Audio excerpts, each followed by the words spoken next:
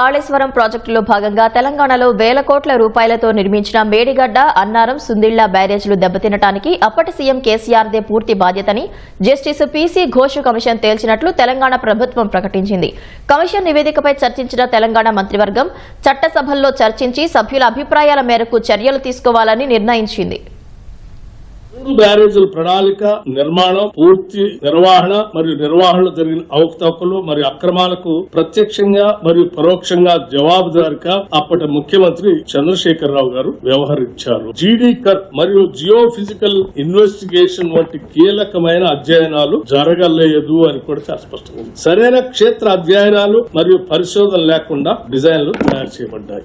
వ్యక్తిగత నిర్ణయాలు మరియు రాజకీయ నాయకత్వం యొక్క అనవసర ప్రభావంతో నడిచే పాలన, ప్రణాళిక, సాంకేతిక పర్యవేక్షణ మరియు ఆర్థిక క్రమశిక్షణ యొక్క తీవ్ర వైఫల్యం కారణంగా ప్రజాధనాన్ని భారీగా వృధా చేసిందని నివేదిక నొక్కి చెబుతుంది.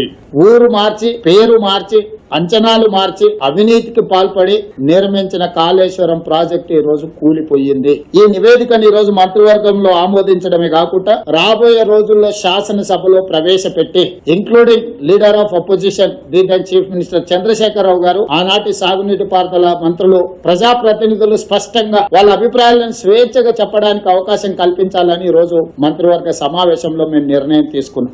అందరి అభిప్రాయాలు పరిగణలోకి తీసుకున్న తర్వాత భవిష్యత్ కార్యాచరణను, కమిషన్ సూచించిన సూచనలను అమలు చేయడానికి ప్రభుత్వం ముందుకు వెళ్తుంది.